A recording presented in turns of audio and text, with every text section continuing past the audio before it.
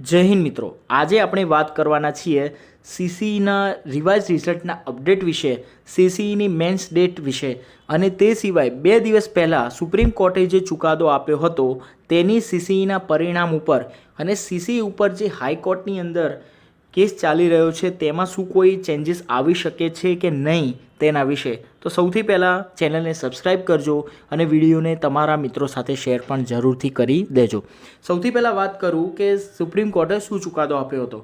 તો સુપ્રીમ કોર્ટે 2 દિવસ પહેલાં એવો ચુકાદો આપ્યો છે કે કોઈપણ સરકારી ભરતીની પ્રક્રિયા પરીક્ષા લીધા પછી તેમાં ચેન્જીસ ના આવી શકે. એટલે કે ઇન શોર્ટ સુપ્રીમ કોર્ટનું એમ કહેવું છે કે જ્યારે પણ કોઈપણ ભરતીની પ્રક્રિયા વિશે નોટિફિકેશન કે આરઆર આવે તો તેના પછી તેની અંદર કોઈપણ પ્રકારનો ચેન્જીસ ના કરી શકાય કે જે પ્રક્રિયામાં મુજબ પરીક્ષા લેવાનું નક્કી કરેલ હોય તે જ પ્રમાણે તે પરીક્ષાને પૂર્ણ કરવી પડે. આવો સુપ્રીમ કોર્ટનો ચુકાદો આવેલો છે.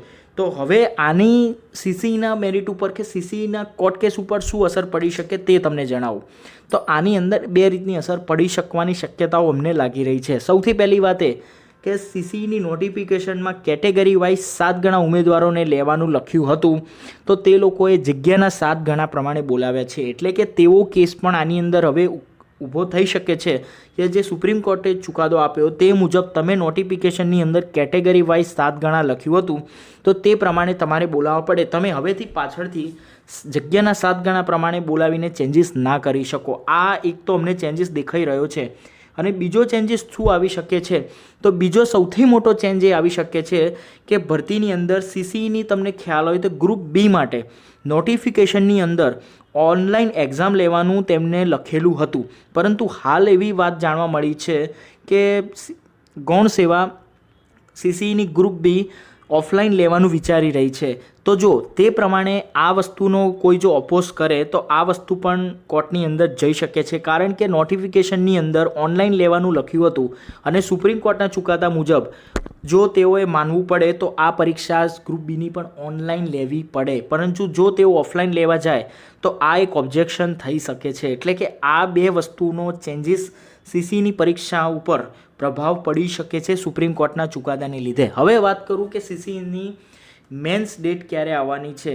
તો સીસીઈની મેન્સ ડેટ છે ગઈકાલે જે ટ્વીટ આવી હતી જે તમે અત્યારે હાલ સ્ક્રીન ઉપર જોઈ રહ્યા છો કે સીસીઈની મેન્સ ડેટ ગ્રુપ્સ એની જે પણ છે તે એઝ ડેટ જે આગળ આપી હતી તે પ્રમાણે લેવામાં આવશે તેવું તેમના સૂત્રો એટલે કે આપણા પત્રકાર દીપક સરે આપણને અહીંયા ટ્વીટ કરીને માહિતી આપેલી છે.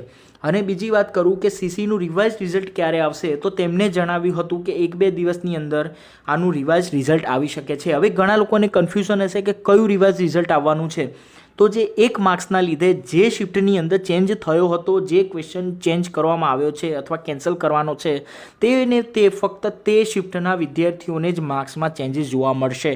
તો આ વસ્તુ મનમાંથી કાઢી નાખજો કે બધાનું રિઝલ્ટ ચેન્જ થવાનું છે. બધાનું ચેન્જ નથી થવાનું, પરંતુ જે પ્રશ્નના લીધે ઓબ્જેક્શન થયો હતો તે પ્રશ્ન જે શિફ્ટમાં હતો તે શિફ્ટના વિદ્યાર્થીઓના માર્ક્સની અંદર જ ચેન્જીસ જોવા મળશે. તો હવે તમે તમારો મત કોમેન્ટની અંદર જરૂરથી જણાવજો કે તમને શું લાગે છે સુપ્રીમ કોર્ટનો જે ચુકાદો આવ્યો છે તેનું મેં તમને જે 2 વાત કીધી તે તમને શું લાગે છે ઓબ્જેક્શન ઊભા થશે અને ઓબ્જેક્શન ઊભા થશે તો આનું શું પરિણામ આવશે. તો મળીએ કોઈ નવી અપડેટ સાથે. ત્યાં સુધી જય હિન્દ, જય ભારત.